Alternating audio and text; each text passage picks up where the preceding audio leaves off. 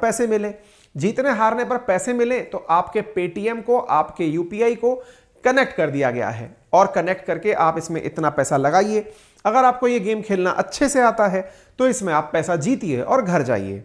ऐसा करके भारत में कितने लोग इन्वॉल्व हैं ये आज आपको जानकारी पता चलेगी। और इतना ही नहीं, भारत सरकार के सपने क्या हैं। जिस चीज को आप जुआ, सट्टा या ऑनलाइन बैटिंग समझते हैं वो असल में भारत सरकार की नजर में क्या है, हम आपको वहां लेकर चल रहे हैं। और आप जिन नंबर्स को रट रट के खुश होते हैं कि हां देश के अंदर इतने यूनिकॉर्न बन गए हैं, उन यूनिकॉर्न के पीछे की कहानी क्या है वो भी आज हम आपके सामने रखने वाले हैं। जरा आइए और इसको लेकर के जो अपनी सोच है उससे थोड़ा सा डेविएट होकर इन चीजों को सुनने का प्रयास करिए।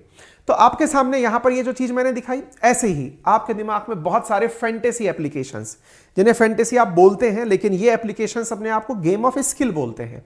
गेम ऑफ स्किल का अर्थ हुआ कि आपको खेलना आता है तो आप खेलिए। आपको पता है कि हां इतने प्लेयर्स की परफॉर्मेंस अच्छी चल रही है, इन परफॉर्मेंस के दम पर हम इस खेल को खेलेंगे और हमारे खेल के अंदर जो स्कोर बनेंगे उस आधार पर हम गेम जीत सकते हैं। अगर गेम जीतने के चांसेस आपको हैं तो इसको ऑनलाइन गेम कहा गया। ऑनलाइन गेम का सबसे अर्थ जो शाब्दिक है वो ये है कि आप फिजिकल वर्कआउट नहीं कर रहे हैं। अभी तक हमारे लिए गेम्स आउटडोर और इंडोर दो प्रकार के हुआ करते थे, लेकिन हां उसमें आप फिजिकली इंटरेक्ट जरूर करते थे, घर के अंदर और घर के बाहर। इस प्रकार के गेम्स हमारे मन में अब तक रहे हैं। एक अब नए वर्ड में हमारी एंट्री हो चुकी है जिसको लेकर समाज दो प्रकार की प्रतिक्रियाएं रखता है। नया वर्ड क्या है कि अब गेम आउटडोर और इंडोर से भी आगे आ चुका है और वो आपके मोबाइल में आ चुका है, वो आपके इलेक्ट्रॉनिक गैजेट में आ चुका है। और इलेक्ट्रॉनिक गैजेट में आकर के अब वो आपको और थ्रिल या डोपामाइन लेवल इंक्रीज कर रहा है जब उसमें पैसा जोड़ दिया जा रहा है। इस बात को सरकार भी समझ चुकी है, लेकिन आप लोगों ने जो समझा, जो मार्केट में खबरें हैं उनकी भी चर्चा की जाती है। सामान्यतया इस तरह की खबरें जैसे ही आती हैं समाज में एक ऐसा मैसेज जाता है कि पता नहीं ऑनलाइन गेम के नाम पर क्या क्या हो रहा है। जैसे ऑनलाइन फ्रॉड का एक केस है वर्ष 2022 में 2 अगस्त का, कि ऑनलाइन गेम के चक्कर में एक व्यक्ति ने 27 लाख रुपए गंवा दिए। ऐसा ही एक केस है, ऑनलाइन गेमिंग के जरिए करोड़ों की ठगी करने वाला एक व्यक्ति दबोचा गया जो रुपयों को क्रिप्टो करेंसी में बदलकर भेजता था दुबई। ऐसे लोग भी हैं। ऐसे भी हैं कि जिन्होंने ऑनलाइन गेमिंग के नाम पर 60 लाख रुपए की धोखाधड़ी की। इस तरह की जब सुर्खियां हमारे सामने आती हैं तो निकलकर ऐसा आता है कि यार कुछ ना कुछ बड़ा फ्रॉड है जो हमसे छुपाया जा रहा है। सरकार कहती है अरे नहीं भाई, बड़ा फ्रॉड नहीं है, बहुत अच्छे से स्किल का गेम है। लेकिन ये स्किल का गेम और वर्सेस फ्रॉड, इसी में जनता बटी हुई है, क्योंकि न्यूज दोनों तरह की मार्केट में है।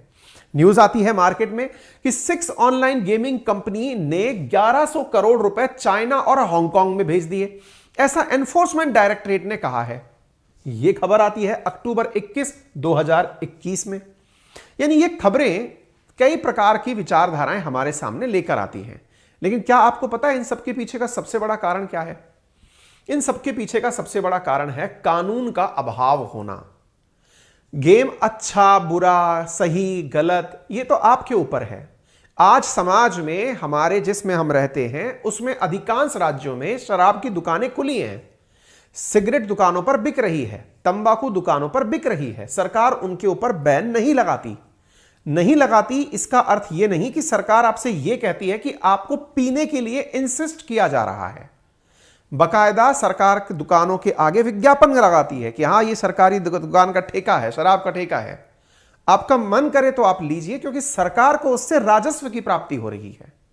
एग्जैक्टली ऐसे ही ऑनलाइन गेम, अगर कहीं पर कोई स्टेडियम में क्रिकेट खेला जा रहा है, सरकार आपसे यह नहीं कहती कि आप जाकर वहां टिकट लेकर गेम देखने जाइए, क्योंकि वो भी आपकी समय की और पैसे की बर्बादी है। मजा आपको आ रहा है, आपने ऑफिस से छुट्टी ली है, आपने अपना पैसा खर्च करके स्टेडियम का टिकट लिया है, आपने ऑनलाइन सब्सक्रिप्शन लेकर के हॉटस्टार पर मैच देखा है, यह आपका अपना फन है। अब जब आपका अपना फन आता है तो आपके मूल अधिकार आड़े आ जाते हैं। जी हां साथियों, आपके मूल अधिकारों में स्वतंत्रता के अधिकार आड़े आ जाते हैं।